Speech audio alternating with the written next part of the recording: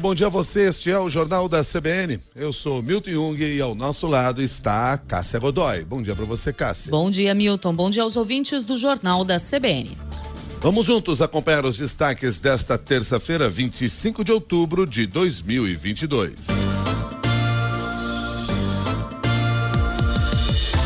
A campanha do presidente Jair Bolsonaro promete entregar hoje ao TSE as provas da denúncia de uma suposta fraude nas inserções eleitorais do candidato em rádios de todo o Brasil. Segundo o ministro das Comunicações, Fábio Faria, uma auditoria contratada pela campanha de Jair Bolsonaro constatou que o número de inserções da propaganda eleitoral obrigatória em rádios foi acentuadamente menor do que manda a legislação. De acordo com o ministro, esse número poderia chegar a 154 mil inserções a menos para Bolsonaro.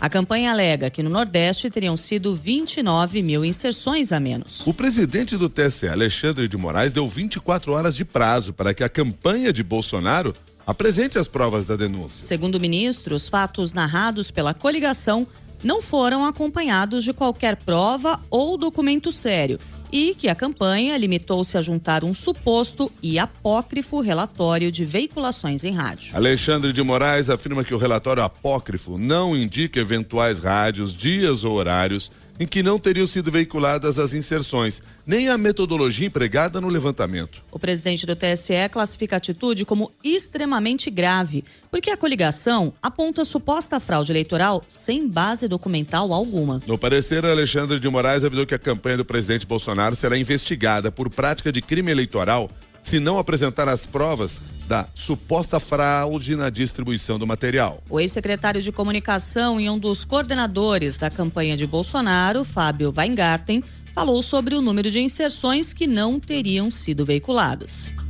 Tivemos a menos, nos 14 dias deste segundo turno, 154 mil inserções. Cada inserção possui 30 segundos de duração. Fazendo uma conta de matemática, temos 1.283 horas de conteúdos não exibidos. Fomos limitados, fomos cerceados, fomos censurados em transmitir a nossa mensagem.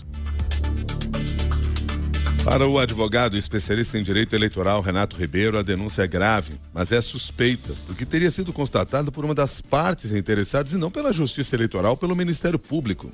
Não é razoável, porque se pretende retirar toda a propaganda do candidato à presidência da República, Luiz Inácio Lula da Silva, em detrimento à campanha do Bolsonaro. Então esse aqui é o ponto que eu creio que é central. Então não faria sentido, nesse momento, uma decisão ainda mais em sede liminar a partir de uma constatação que supostamente foi feita por uma empresa, ou seja, uma parte da campanha e não por parte da própria Justiça Eleitoral, não por parte do Ministério Público Eleitoral, mas sim por uma das partes que evidentemente está interessada que a outra parte não faça assim propaganda.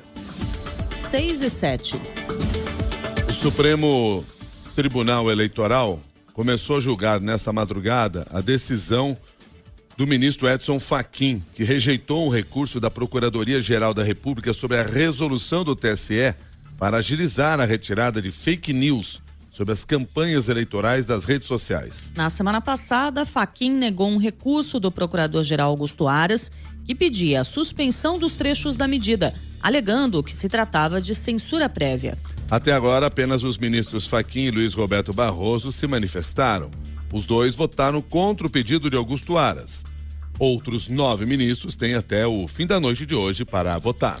Você está acompanhando os destaques desta terça-feira do Jornal da CBN. Pesquisa IPEC mostra que o ex-presidente Lula mantém 7 pontos de vantagem sobre Jair Bolsonaro a 5 dias da eleição. O petista aparece com 50% das intenções de voto contra 43% do atual presidente. Os números são exatamente os mesmos da pesquisa divulgada na semana passada. Os eleitores que pretendem votar em branco ou anular o voto no dia 30 se mantêm em 5% e os indecisos em 2%. No cálculo dos votos válidos, que exclui os brancos e nulos e é usado pelo TSE para totalizar o resultado das eleições, o ex-presidente tem 54% e seu adversário 46%. De acordo com o IPEC, 47% dos eleitores dizem que não votariam em Bolsonaro de jeito nenhum. A rejeição a Lula está em 41%. Para o cientista político Rodrigo Prando, o cenário de estabilidade, apesar do acirramento das campanhas, reforça a importância do debate da TV Globo na sexta-feira para os dois candidatos.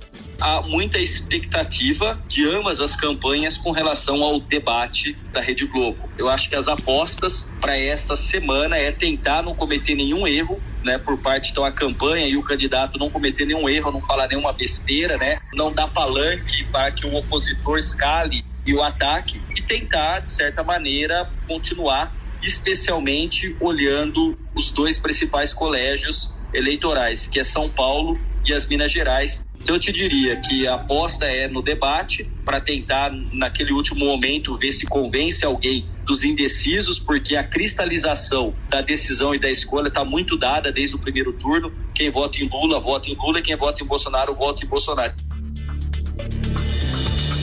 O IPEC mostrou que o presidente Jair Bolsonaro não conseguiu atrair os brasileiros de menor renda, apesar de todas as medidas, como antecipação do pagamento do Auxílio Brasil às vésperas do pleito. No grupo que ganha até um salário mínimo, 63% preferem Lula e 30% Bolsonaro. A diferença está 3 pontos maior do que na semana passada. Na faixa de quem ganha de 1 a 2 salários, o placar está 54% a 39% a favor de Lula. O IPEC ouviu 3.008 eleitores de sábado até ontem em 183 cidades do Brasil. A margem de erro é de 2 pontos percentuais para mais ou para menos. A sondagem foi contratada pela TV Globo e tem registro na Justiça Eleitoral. O ex-presidente Lula passa o dia em São Paulo e Jair Bolsonaro vai a 2 cidades da Bahia. Ontem à noite, o petista participou de um ato pela democracia no Teatro da PUC, em São Paulo, com políticos, intelectuais e artistas. Participaram do evento políticos como Simone Tebet, Marina Silva e Henrique Meirelles. Na tentativa de conquistar apoio e votos de fora da esquerda, o ex-presidente Lula disse que o governo dele irá além do PT. Nós precisamos fazer um governo além do PT. É preciso que a gente coloque nesse governo. Aliás, já fizemos o primeiro. Tem muita gente que nunca foi do PT e participou do meu governo e vai ser assim.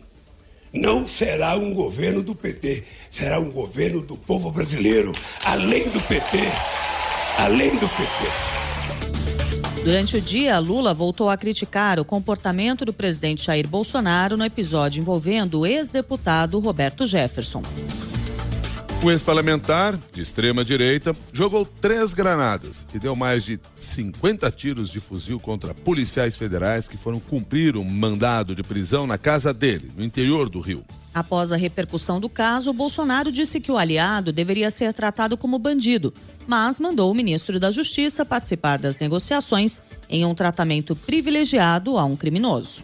É triste para o Brasil. Eu acho que o que aconteceu ontem vergonha um pouco mais o nosso país. O presidente queria que fosse uma caravana de autoridade para tentar resolver um assunto que era um assunto só de política, porque tinha um mandato judicial.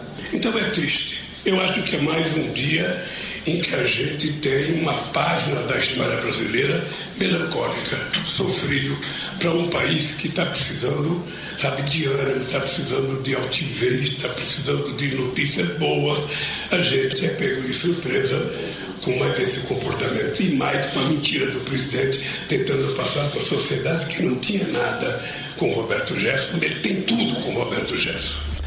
Nessa segunda-feira, o presidente Jair Bolsonaro visitou 2 assentamentos na área rural do Distrito Federal. À tarde, o candidato do PL deu uma entrevista ao site Metrópolis e falou sobre a prisão do aliado Roberto Jefferson. Ao contrário do que disse no dia anterior, quando afirmou que não tinha nem foto com o ex-mensaleiro, Bolsonaro admitiu que tem ligação com Roberto Jefferson, até porque já foi do partido dele, o PTB. Então, logo aconteceu, conversei com o ministro antes da Justiça, determinei que ele fosse para um aeroporto mais próximo possível de Levi Gasparian. Ele foi para Juiz de Fora. O Roberto Jefferson, no meu entender, tinha tudo para continuar a sua batalha por liberdade. Agora, quando ele atira em direção aos policiais, lança uma granada, que seja a granada de efeito moral, tá? Ele perdeu completamente a razão e vai responder agora por tentativa de homicídio. Lamento, mas não posso concordar com isso. E alguns, né, o repórter falar comigo, que perguntou se ele era colaborador, né, da minha campanha. Eu falei, não tenho nenhuma foto com ele enquanto colaborador. Daí pintou dizendo que eu não tinha foto com ele. Um absurdo. Né? Eu já fui do partido Roberto Jefferson lá atrás, tem foto minha de montão. O ex-deputado Roberto Jefferson passou a noite no presídio de Bangu, na zona oeste do Rio, para onde foi transferido ontem. O político aliado do presidente Jair Bolsonaro teve a prisão mantida em audiência de custódia. Em depoimento à Polícia Federal, logo após a prisão, Roberto Jefferson afirmou que disparou mais de 50 tiros de fuzil e jogou 3 granadas contra o carro dos agentes federais, mas alegou que não tinha a intenção de ferir nenhum policial. O ex-deputado disse ainda que já teve mais de 100 armas, mas que atualmente tem entre 20 e 25 no seu arsenal. Por causa do ataque aos agentes da Polícia Federal, em que feriu 2 pessoas, ele foi indiciado por 4 tentativas de homicídio. O Exército também abriu processo administrativo para apurar o caso, já que a licença de colecionador, atirador desportivo e caçador do ex-deputado estava suspensa. Ele não poderia ter ou transportar armas fora de Brasília. Também em depoimento, os policiais federais desmentiram a versão do ex-deputado de que teriam atirado primeiro. Eles contaram que receberam um ataque pesado de Roberto Jefferson com granadas e tiro de fuzil e só então reagiram. 6h15 em Brasília.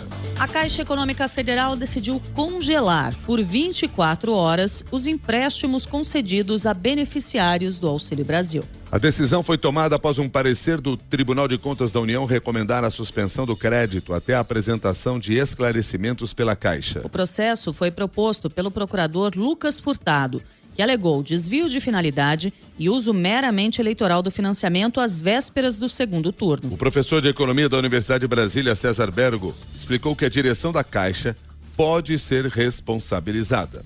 A própria gestão da Caixa pode ser responsabilizada pela imprudência, negligência ou omissão com que ela conduz esses empréstimos. Então, o TCU quer olhar de perto o que está sendo feito. Precisa ver se os parâmetros estão de acordo, né, para que esses empréstimos possam ser efetuados. Uma vez efetuados, você tem ainda aquele risco do governo não honrar o pagamento do Auxílio Brasil. E aí esse prejuízo ficaria com a Caixa nesse montante que a gente está examinando, ou seja, é um montante bastante elevado.